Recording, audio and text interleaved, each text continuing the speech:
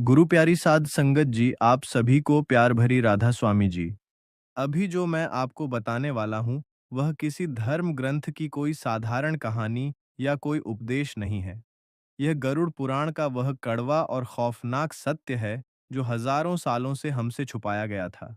क्या आप जानते हैं कि जब किसी घर में एक बेटी जन्म लेती है, तो वह कोई आम शारीरिक या जैविक घटना नहीं होती। वह उस परमपिता परमात्मा का एक बहुत ही कठोर और रहस्यमय चुनाव होता है। लेकिन भगवान किस पिता को, किस माँ को और किस घर को एक बेटी के लिए चुनते हैं? और सबसे डरावना सवाल, क्या आपका घर, क्या आपके कर्म उस चुनाव के लायक थे? आज हम गरुड़ पुराण के उन पन्नों को खोलेंगे, जो आपको बताएंगे कि आखिर बेटियां किस घर में आती हैं और क्यों एक बेटी के जन्म लेते ही उस घर की रुकी हुई किस्मत अचानक से खुल जाती है। इस वीडियो को बहुत ध्यान से देखिएगा, क्योंकि अंत में गरुड़ पुराण का जो सत्य आपके सामने आएगा, वह आपकी जिंदगी और आपके परिवार को देखने का पूरा नजरिया हमेशा के लिए बदल देगा। हम सब यही मानते हैं कि किसी भी घर में बच्चा पैदा होना प्रकृति का नियम है, लेकिन गरुड़ पुराण और हमारे प्राचीन कर्म सिद्धांत इस विज्ञान से बहुत आगे की बात करते हैं। गरुड़ पुराण चीख चीख कर कहता है कि इस दुनिया में किसी भी घर में, किसी भी आंगन में बेटी का जन्म लेना कोई संयोग या इत्तेफाक नहीं है। जब किसी घर में एक बेटी अपनी पहली सांस लेती है, तो वह सिर्फ एक बच्ची का जन्म नहीं होता, वह उस ब्रह्मांड का एक बहुत बड़ा फैसला होता है। भगवान हर किसी को बेटी नहीं देते। आज मैं आत्म रहस्य के इस मंच से गरुड़ पुराण के उस सबसे खूबसूरत, लेकिन सबसे ज्यादा रुला देने वाले पन्ने को खोलने जा रहा हूँ। गरुड़ पुराण में यमराज और पक्षीराज गरुड़ के बीच आत्माओं के सफर को लेकर एक बहुत ही गहरा और रहस्यमय संवाद है। उसमें स्पष्ट बताया गया है कि मृत्यु के बाद जब कोई आत्मा यमराज के दरबार में खड़ी होती है, तो उसका अगला जन्म यूं ही तय नहीं होता। आत्मा को वहां नहीं भेजा जाता जहां जगह खाली हो। आत्मा को वहां भेजा जाता है जहां उसका उद्देश्य हो, जहां उसका कर्मों का कर्ज हो। और जब बात एक स्त्री योनि एक बेटी के रूप में जन्म लेने की आती है, तो यमलोक के नियम बहुत बदल जाते हैं। हम बचपन से सुनते आए हैं कि बेटियां नसीब वालों को मिलती हैं, पर क्या आपने कभी सोचा है कि वह नसीब आखिर है क्या? वो नसीब कोई आसमान से टपकी हुई चीज नहीं है, वो नसीब आपके यानी उस पिता के पिछले जन्म के कर्म है। गरुड़ पुराण का सबसे कड़वा और नंगा सच सुनिए। शास्त्रों में वर्णन आता है कि जब इंसान के पिछले जन्मों के पाप या कर्ज बहुत भारी होते हैं, जब उसने पिछले जन्म में किसी का बहुत पैसा खाया होता है या किसी को बहुत तकलीफ दी होती है, तो प्रकृति उस कर्ज को वसूलने के लिए उसके घर में एक बेटे को जन्म देती है। जी हाँ, आपने बिल्कुल सही सुना। ज्यादातर घरों में बेटे सिर्फ और सिर्फ उस पिता का पुराना कर्ज वसूलने, उसकी संपत्ति का बंटवारा करने और उसके पुण्यों को भोगने के लिए आते हैं। यह वह आत्माएं होती हैं जिन्हें आपसे कुछ लेना होता है। लेकिन इसके बिल्कुल विपरीत, जब किसी इंसान के पिछले जन्मों के पुण्य अपने चरम पर होते हैं, जब उसने पिछले जन्म में बिना किसी स्वार्थ के लोगों की मदद की होती है, भूखों को खाना खिलाया होता है, किसी रोते हुए इंसान के आंसू पोंछे होते हैं, तब वो प्रकृति उस इंसान को फल देने के लिए उसके घर में एक बेटी को जन्म देती है। बेटी वो आत्मा होती है जिसे आपसे कुछ लेना नहीं होता, बल्कि वो आपको अपना सब कुछ देने आती है। यही वजह है कि आपने अक्सर देखा होगा कि जब किसी घर में बेटी का जन्म होता है, तो उस घर की ऊर्जा, उस घर का आभा मंडल अचानक से बदल जाता है। जो पिता कल तक बहुत कठोर था, बहुत गुस्से वाला था, जो छोटी छोटी बातों पर झल्ला उठता था, वह अपनी उस छोटी सी बच्ची को गोद में उठाते ही बिल्कुल मोम की तरह पिघल जाता है। उसके अंदर से एक ऐसी करुणा, एक ऐसा प्रेम फूट पड़ता है, जिसके बारे में उसे खुद भी नहीं पता था। यह कोई चमत्कार नहीं है, यह उस पवित्र आत्मा का कमाल है। गरुड़ पुराण कहता है कि बेटियां अपने साथ ब्रह्मांड की सबसे शुद्ध और सबसे कोमल ऊर्जा लेकर आती हैं। जब वह उस घर में सांस लेती हैं, तो उनके आभा मंडल से एक ऐसा कंपन निकलता है, जो उस घर की सारी नकारात्मकता, सारे क्लेश और सारे दरिद्रता के जालों को काट देता है। हम सदियों से एक मुहावरा सुनते आए हैं कि बेटी तो घर की लक्ष्मी होती है, लेकिन हम इंसानों की बुद्धि इतनी छोटी है कि हमने लक्ष्मी का मतलब सिर्फ पैसा या धन समझ लिया। हमने लक्ष्मी को सिर्फ सोने और चांदी के सिक्कों में तौल दिया। गरुड़ पुराण और देवी भागवत महापुराण में बहुत ही स्पष्ट शब्दों में बताया गया है कि लक्ष्मी सिर्फ पैसों की देवी नहीं है। लक्ष्मी संतुलन की देवी है। लक्ष्मी शांति की देवी है। लक्ष्मी चेतना और करुणा की देवी है। और यह लक्ष्मी, यह सकारात्मक ऊर्जा उस घर में कभी नहीं टिकती जहां लोगों का आपस में अपमान होता हो, जहां बात बात बात पर गालियां दी जाती हो, जहां स्त्रियों को पैरों की जूती समझा जाता हो और जहां सिर्फ और सिर्फ स्वार्थ का बोलबाला हो। तो जब हम कहते हैं कि बेटी लक्ष्मी है, तो इसका असली मतलब यह है कि भगवान ने उस बेटी को एक बदलाव का दूत बनाकर आपके घर भेजा है। वह खाली हाथ नहीं आती, वह अपने साथ अपने उन संचित पुण्यों को लेकर आती है जो उसने अपनी पिछली कई यात्राओं में कमाए थे। जब वह नन्हे कदमों से आपके घर में चलना शुरू करती है, तो वह असल में आपके घर के वास्तु दोषों को, आपके घर की उस भारी ऊर्जा को अपने पैरों तले खत्म कर रही होती है। यही कारण है कि आपने अपने आसपास, अपने समाज में ऐसे कई परिवार देखे होंगे जो बेटी के जन्म से पहले कर्ज में डूबे हुए थे, जिनके घर में हमेशा कंगाली छाई रहती थी। लेकिन जैसे ही उस आंगन में बेटी की किलकारियां गूंजी, अचानक से उस पिता का व्यापार चल पड़ा। उसकी रुकी हुई तरक्की होने लगी। घर में अचानक से सुख और शांति ने डेरा डाल लिया। लोग इसे सिर्फ एक संयोग मान लेते हैं। लोग कहते हैं कि अरे, बच्चे के पैर शुभ हैं, पर हकीकत में शास्त्र इसे पुण्यों का हस्तांतरण मानते हैं। उस बेटी की पवित्र आत्मा अपने पिता के कष्टों को देखकर अपने पुण्यों का एक हिस्सा अपने पिता के आभा मंडल में डाल देती है। वह अपने भाग्य से, अपनी किस्मत से उस पूरे परिवार को पालने लगती है। लेकिन अब यहाँ पर एक बहुत ही गहरा और बहुत ही डरावना सवाल पैदा होता है। अगर बेटियां सच में इतनी पवित्र होती हैं, अगर वह पुण्यों का फल होती हैं, तो फिर आज के समाज में कई घरों में बेटियों के जन्म पर मातम क्यों मनाया जाता है? क्यों आज भी कुछ परिवारों में जब वैद्य या डॉक्टर कहता है कि बेटी हुई है, तो पिता का मुंह लटक जाता है? दादी मुंह फेर लेती है। क्यों बेटियों को जन्म से पहले ही गर्भ में मार दिया जाता है, या जन्म लेने के बाद उन्हें जिंदगी भर यह एहसास दिलाया जाता है कि वह एक बोझ हैं, पराया धन है? यह सवाल बहुत ही महत्वपूर्ण है, और इसका जवाब आपको गरुड़ पुराण के उस कर्म सिद्धांत में मिलेगा जिसे सुनकर आपकी रूह कांप जाएगी। शास्त्रों में वर्णन आता है कि यमलोक से जो आत्मा धरती पर आने के लिए निकलती है, वह माँ के गर्भ में आने से पहले ही उस परिवार की, उन माता-पिता के विचारों की ऊर्जा को महसूस कर लेती है। अगर उस परिवार के मन में डर है, अगर उनके अंदर बेटी को लेकर लालच है कि दहेज देना पड़ेगा, अगर उनके मन में स्त्री के प्रति कोई सम्मान नहीं है, तो कोई भी उच्च कोटि की आत्मा, कोई भी शुद्ध और पवित्र आत्मा उस गर्भ में प्रवेश नहीं करती। वो आत्मा उस गंदे आंगन से वापस लौट जाती है। और फिर उस घर में कौन जन्म लेता है? उस घर में जन्म लेती है एक ऐसी आत्मा जो पिछले जन्म में उसी परिवार की कोई बहुत बड़ी दुश्मन रही हो। गरुड़ पुराण कहता है कि जब आप एक बेटी को, एक स्त्री को बोझ समझते हैं, तो आप असल में अपना ही विनाश बुला रहे होते हैं। लेकिन कभी-कभी इस नियम का एक अपवाद भी होता है, एक ऐसा सच जो आपकी आंखों में आंसू ला देगा। कभी-कभी बहुत ही पुरानी सोच वाले, बहुत ही कठोर और लालची परिवारों में भी एक बहुत ही शुद्ध और पवित्र बेटी जन्म ले लेती है। वह उस घर में आती है जहां उसे प्यार नहीं मिलता, जहां उसे बेटों के बराबर हक नहीं मिलता। ऐसा क्यों होता है? गरुड़ पुराण के अनुसार ऐसी बेटियां साधारण आत्माएं नहीं होती। यह परिवर्तनकारी आत्माएं होती हैं। यह सबसे शक्तिशाली आत्माएं होती हैं।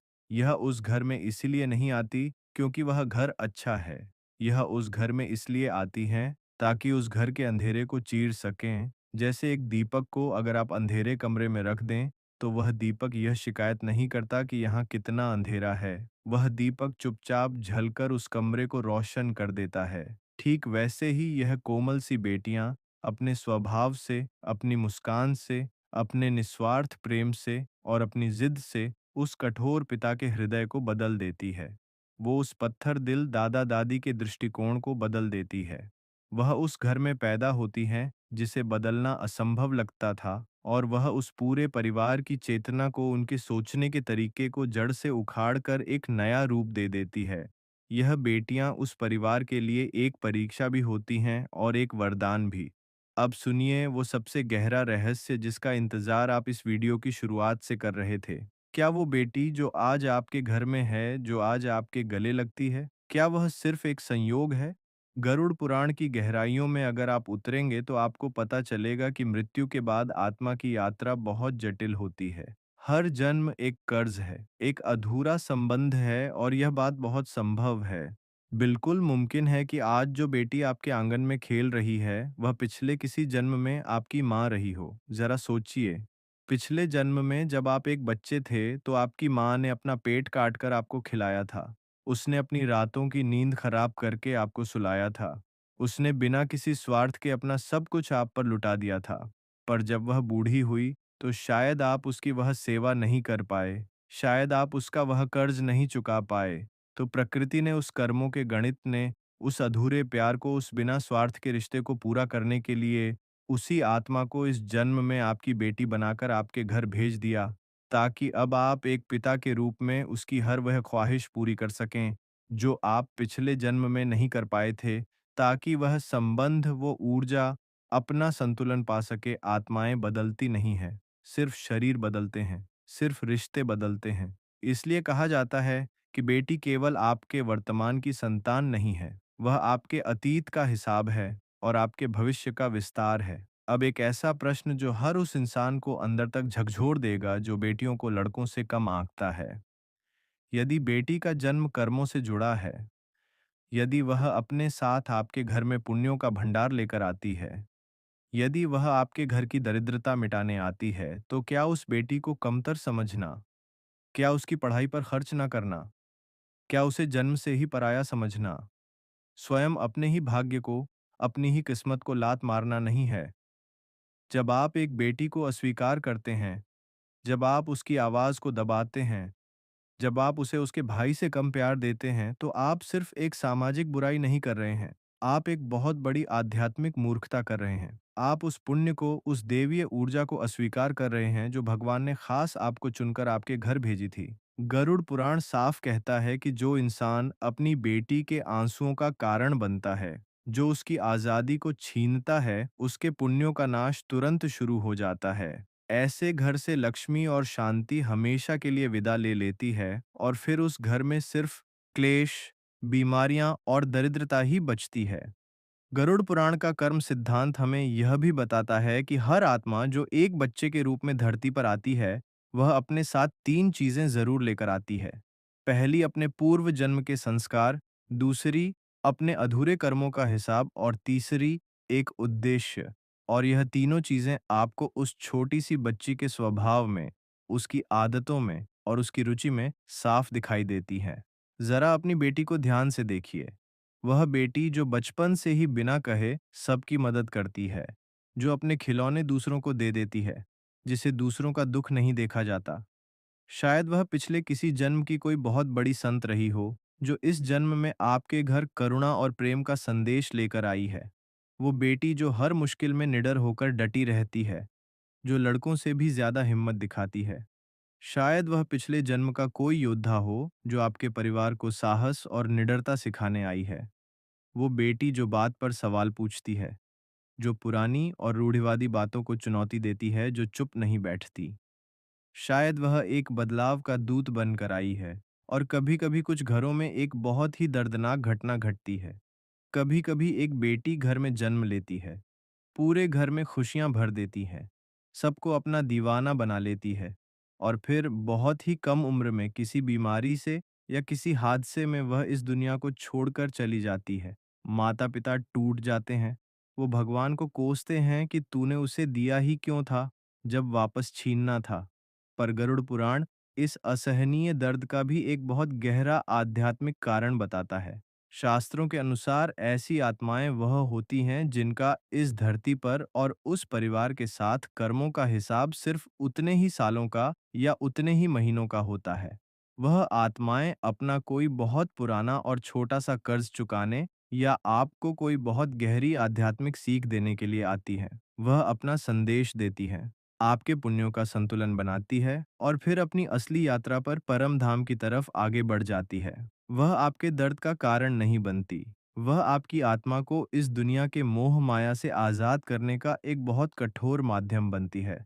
मैं जानता हूँ कि यह सब सुनना बहुत कठिन है, इसे स्वीकार करना आसान नहीं है, लेकिन गरुड़ पुराण का, इस ब्रह्मांड का यही सबसे अटल सत्य है।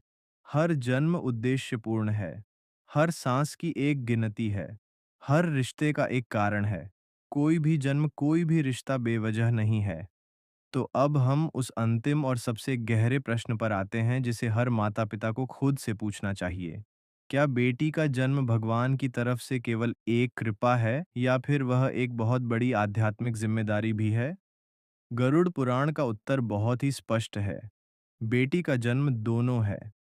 जब कोई शुद्ध और शुभ आत्मा एक बेटी के रूप में आपके घर में जन्म लेती है, तो वह केवल आपके आंगन में खुशियां बिखेरने नहीं आती। वह केवल आपके बुढ़ापे का सहारा बनने नहीं आती। वह उस घर की चेतना को, उस परिवार के आध्यात्मिक स्तर को ऊंचा उठाने आती है।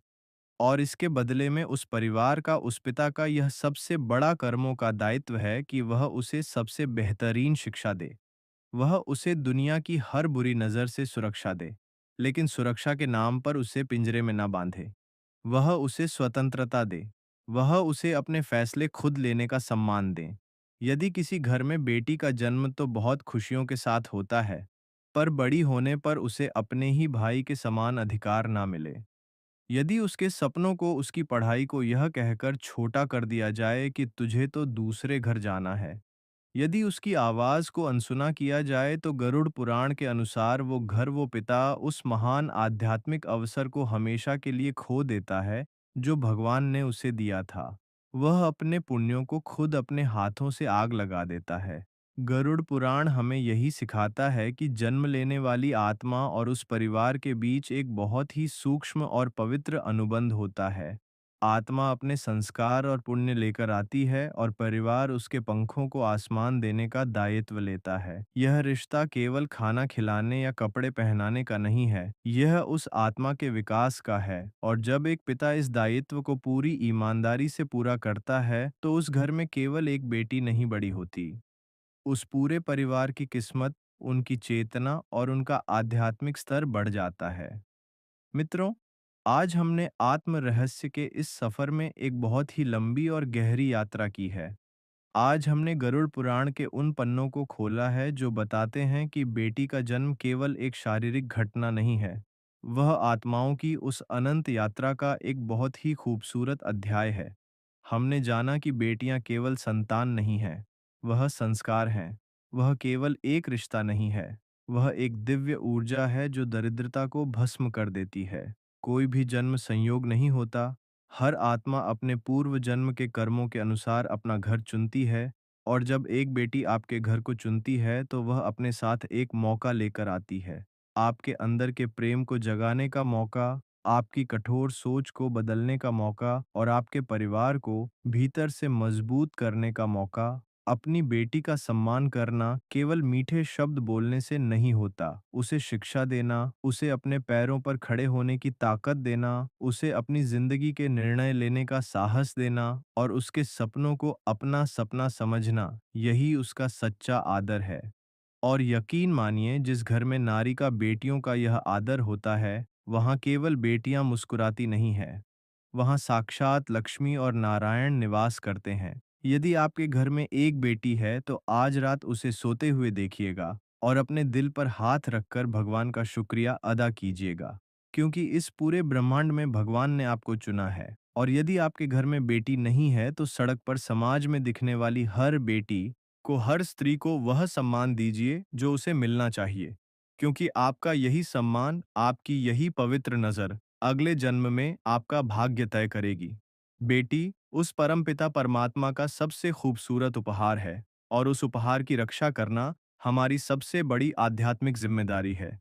अगर आज गरुड़ पुराण के इस सच ने, इस कथा ने आपके दिल के किसी तार को छुआ हो, अगर आपकी आंखों में एक पल के लिए भी नमी आई हो, तो एक छोटा सा काम जरूर कीजिएगा। यह वीडियो अभी इसी वक्त उस इंसान को साझा कीजिएगा जिसके घर में एक बेटी है। उस पिता को भेजिएगा जो दिन रात अपनी बेटी के लिए मेहनत करता है। और उस इंसान को भी भेजिएगा जिसे शायद आज यह सत्य सुनना बहुत जरूरी है। और हाँ, नीचे टिप्पणी में पूरे गर्व के साथ अपने दिल की पूरी सच्चाई के साथ लिखिएगा, बेटी मेरा वरदान है, ताकि ब्रह्मांड की उस ऊर्जा तक आपका यह संदेश पहुंच सके। ऐसे ही गहरे आध्यात्मिक और जीवन को बदल देने वाले रहस्यों के सफर में मेरे साथ जुड़े रहने के लिए संतों का मार्ग चैनल से अब भी जुड़ जाइए। अपना और अपने घर की उन लक्ष्मी स्वरूपा बेटियों का बहुत बहुत ख्याल रखिएगा। वह नारायण आपके आंगन को हमेशा खुशियों से भरा रखें। राधा स्वामी जी।